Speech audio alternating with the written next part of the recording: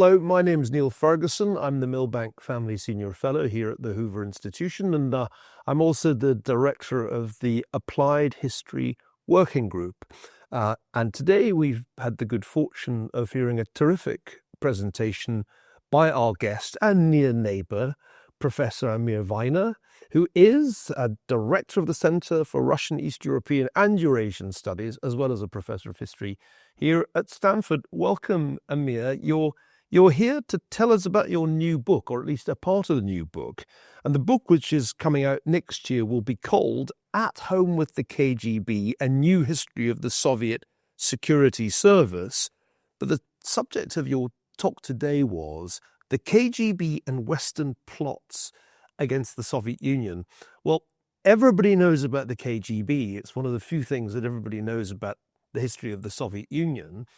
And we also feel as if the KGB never went away because, of course, President Vladimir Putin was, in his young day, a KGB operative. One of the key points that you're making in your new book is that the KGB's antics abroad, though they were quite successful as espionage, weren't decisive in the Cold War. Ultimately, it didn't save the Soviet Union. But at home, the KGB was highly effective in keeping the system going after the period of Stalinist terror. How did it keep the Soviet Union going?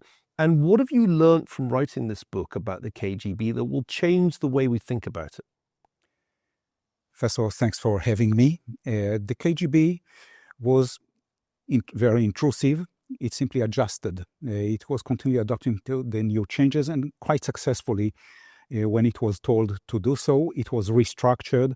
It was cut to size by Stalin's successors before it made its huge comeback under Yuri Andropov in the late 60s, early 1970s.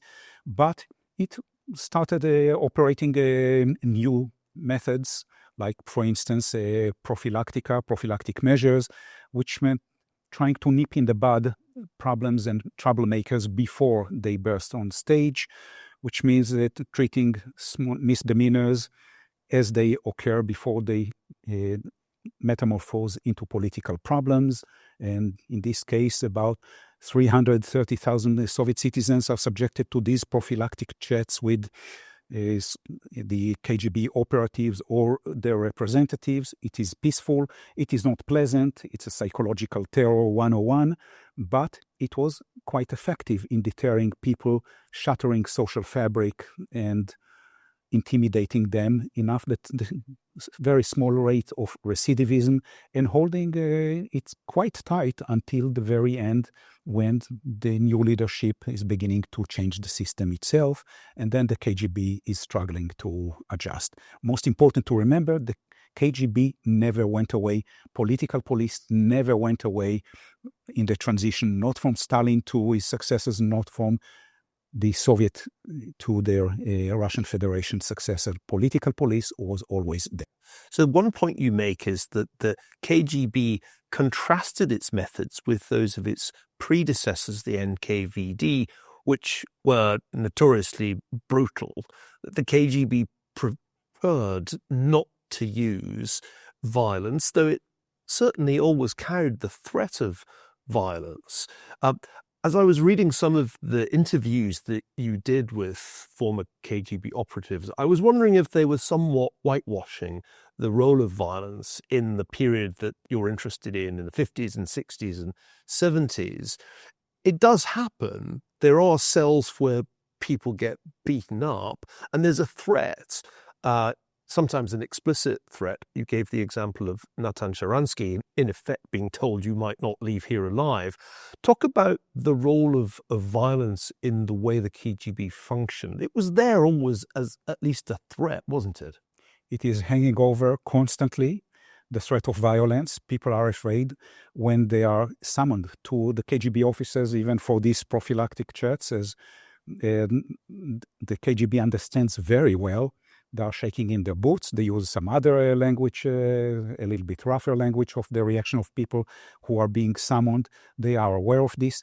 people are afraid of the KGB. Very few of them are walking nonchalantly and in confidence to the KGB officers. But violence is hardly used. And again, this is not just the KGB whitewashing itself. This is testimonies of people who were so-called processed by the KGB, including dissidents. Now, of course, when they are put in prisons, they are being graphed up, and that's a different story. When they are locked in psychiatric clinics, the notorious psychiatric clinics, and there's a large number of them, this is a different story. But while the KGB directly handles them, violence is almost always off the table. And they feel that they don't need it. Now, something fascinating that you talked about today is the KGB's predilection for conspiracy theories. And it's as if something happens in 1962 that reactivates the long-standing Soviet fear of outside influence. Talk about the events of 1962 and how those events led to a new sense of conspiracy against the Soviet Union from foreign agents. 1962 is what I would call the perfect storm from all directions. It is the Cuban Missile Crisis that rattled them behind closed doors, of course.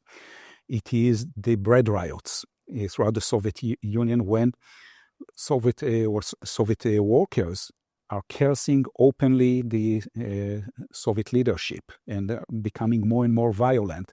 It's the bread riots, national rifts that are coming into the on surface, and of course the Western reaction to it. And I mentioned in this case a certain Western publicist that really touched a raw nerve with the Soviets. All of this coming together to rattle them and almost forcing them to go back to certain Stalinist ideas of the master plots, conspiratorial plots. They were never away from it. This is a conspiratorial organization. If you just think about how they came to being, the KGB is born in a conspiracy against its predecessor, the demotion and dismissal and execution of Beria.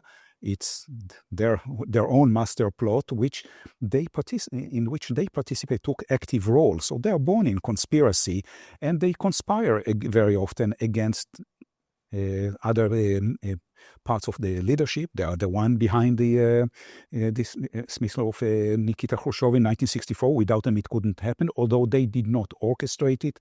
This is an organization that lives, breathes, and eats conspiracies. And when he looks around it, it has a lot of reasons to be suspicious. And I mentioned in my talk earlier, 1956, Hungary, that started from a minuscule protest and turned into the toppling down of a communist regime, if only for a few days. But this is an alarm. You talk about an obscure German op-ed that becomes a kind of seed of a conspiracy theory. And I was surprised I hadn't even heard of its author. Talk a little bit about how they found evidence of the conspiracy in of all places, a German foreign policy magazine. Well, they do read Western literature constantly. They had their teams of people who were reading these foreign publications.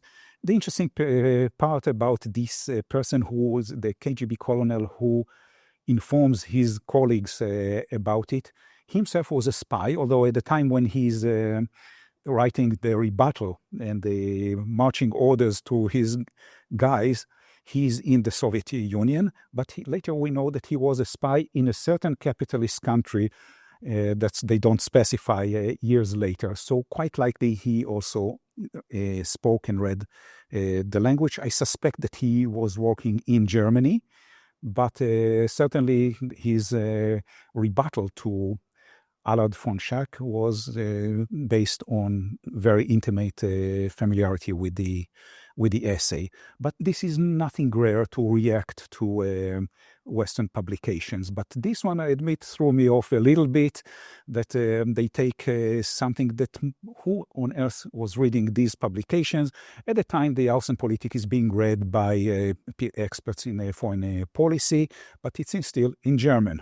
But they refer to it, and this comes the slight absurdity as the American magazine Außenpolitik. So there's a certain parochiality side by side with the knowledge of the familiarity of foreign languages.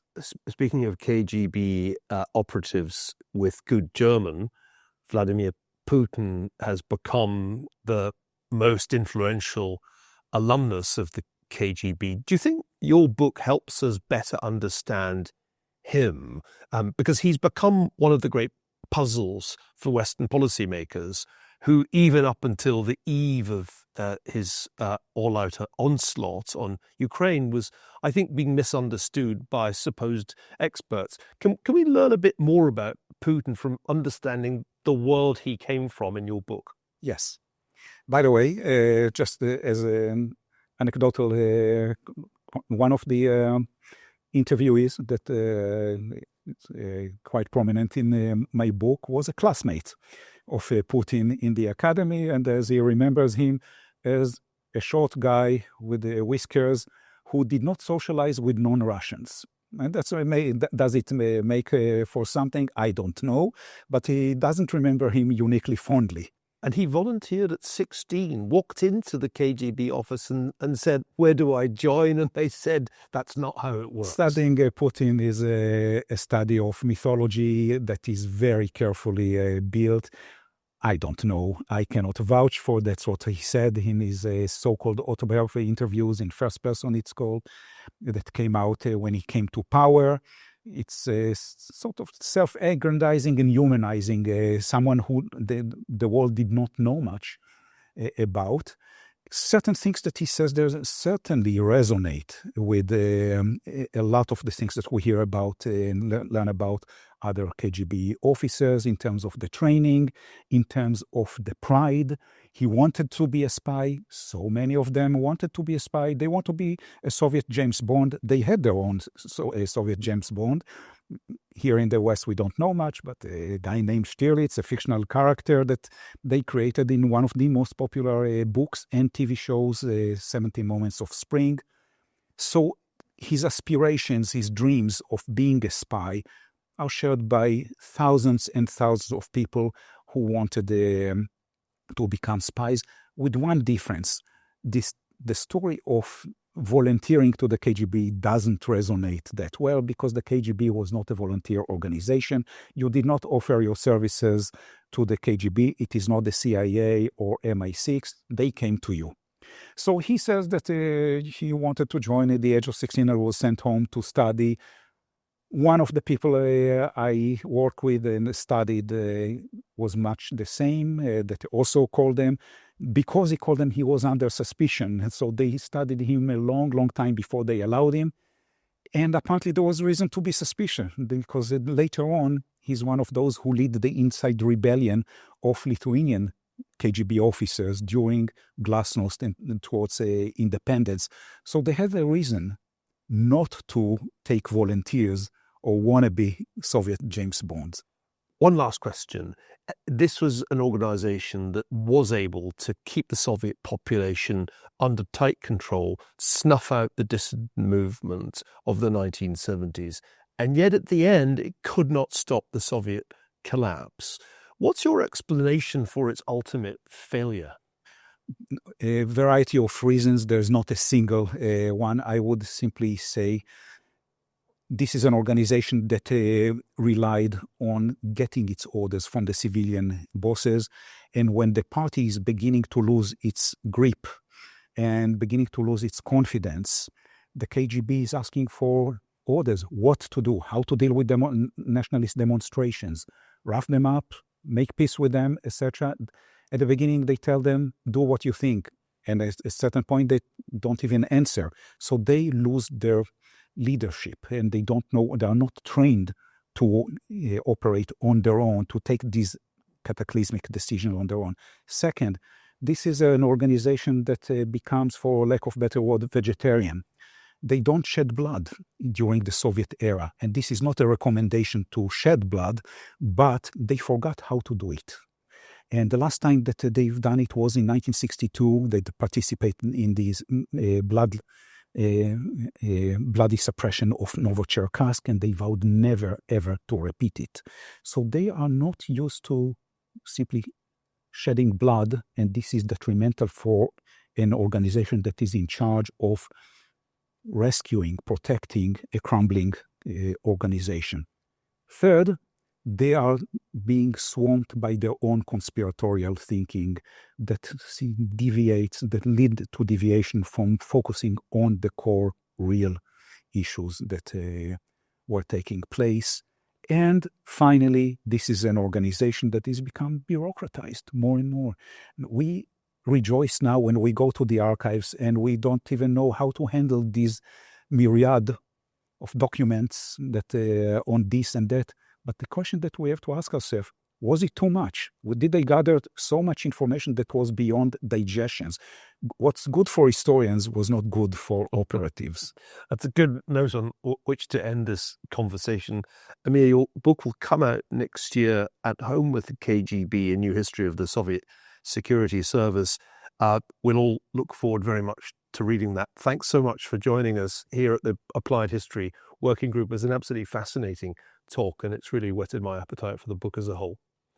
That's it from the Hoover Applied History Working Group. From me, Niall Ferguson. We look forward to inviting you back to our seminar series in the next academic year.